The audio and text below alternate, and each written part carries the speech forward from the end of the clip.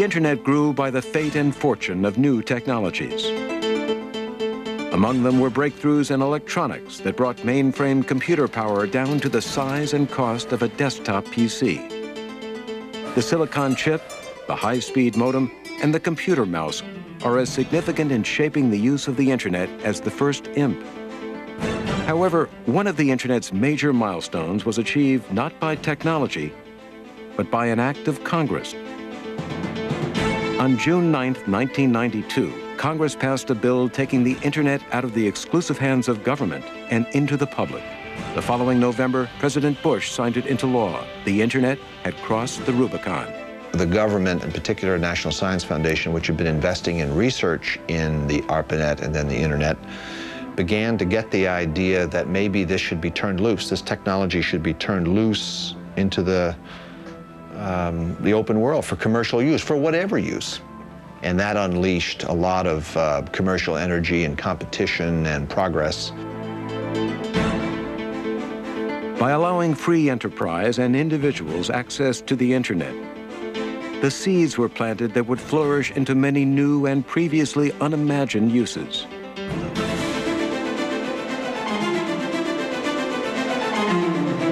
But the dream of easily sharing information among computers was thwarted by the complexity of finding it. It was like having the Library of Congress at your disposal, but being unable to gather what was written on a desired topic without tedious and often discouraging hunts. Under 1980s technology, it was difficult to research a topic without being a computer wizard. Around the same time that Congress was opening the Internet to more people, a physicist named Tim Berners-Lee at the CERN Research Institute in Switzerland created an easier way. CERN was a microcosm of the rest of the world in that it was global. A lot of people reporting to different institutes, trying to solve problems together. But unlike the rest of the world, most people had workstations on their desks. Berners-Lee developed the software to more easily follow threads of knowledge within the information stored throughout the Internet. Computers are good at storing information in trees, in matrices. They've been programmed to work like that. They hadn't really been programmed to store information in random associations, so that when you smell a particular type of coffee and it takes you back to the coffee house where you first smelt it, that is the sort of thing a brain can store. That's not the sort of thing that computers were programmed to store. By using a computer mouse to click on a word or phrase linked across the Internet, one could instantaneously follow a link from site to site around the web in pursuit of a topic. The crisscrossing of these myriad threads across the globe reminded him of a web, so he named his invention the World Wide Web. The next thing you know, it started growing on itself. It went from just Tim in his little computer in Switzerland to a worldwide phenomenon carrying billions, going on trillions of dollars of commerce. It's just an incredible story. And completely unexpected. None of the geniuses who designed the ARPANET in the beginning had any idea that anything like that would happen.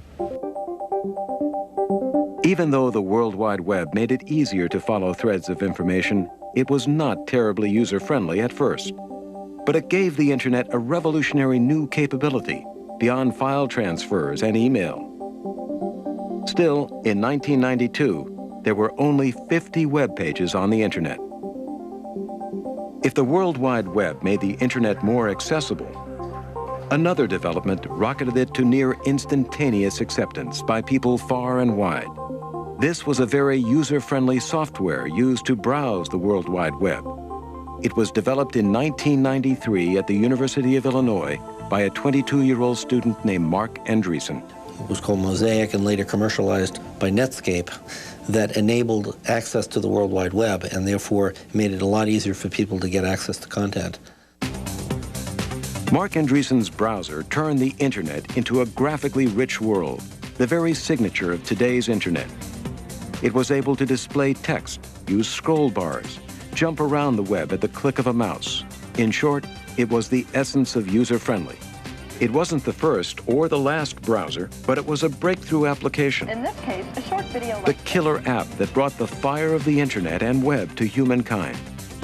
In 1993, after Andreessen's browser hit, the web grew by 341,000%. By the late 90s, the internet had grown in simplicity of use, complexity of performance, and multiplicity of information.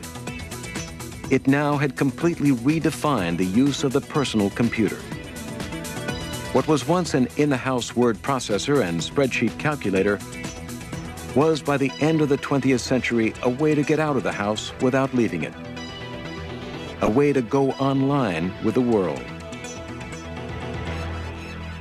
Well, the only reason you have a television is because of the network, and pretty soon that will be true of computers, that the only reason you have a computer is to be on the network, not to do word processing and spreadsheets. Those are incidental. At the start of the 21st century, the internet is turning everything from business to games to dating into a series of keystrokes and mouse clicks. Everything the free enterprise system can put on sale is going online. Web pages can even turn one person's interest, no matter how unique, into a source of information for others. This online community, called netizens, now communicates and connects around the globe, unfettered by boundaries and borders, all because of this great communications infrastructure that was built like a great cathedral, one brick at a time.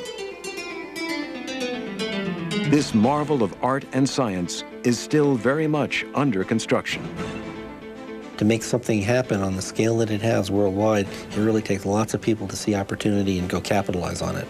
The combination of email as we've traditionally known it, augmented by graphics and video and voice, is going to become the wave of the future. And it's going to be hard to tell the difference between voice communication and email, because if email can contain voice, then that will probably suffice.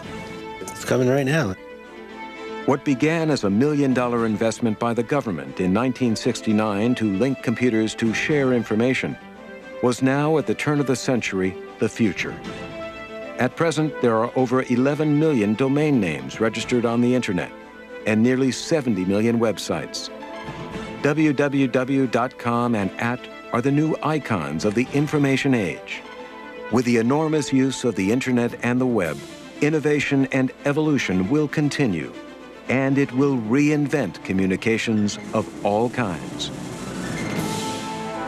I don't think we know yet just how important this is. Many of us believe that this is, in fact, the telecommunications infrastructure for the 21st century, that it will absorb and support all of the other media, telephony, television, radio, and of course, conventional computer communications.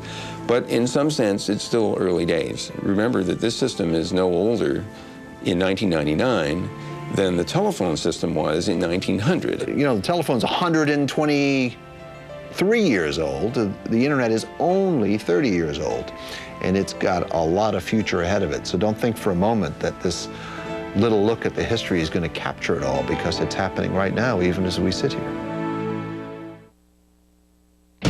Next on the History Channel. I'm telling you, there are footprints. Yeah, and one guy was chased by them. Well, plenty of people have seen him. There's even a film. It's wild. Bigfoot and other monsters. It's no joke. It's incredible, but true. Next, only on the History Channel. Now, an exclusive home video offer from the History Channel. You can own the program you've just seen for only $24.95 plus shipping and handling. To order, call 1-800-708-1776 or shop online at historychannel.com.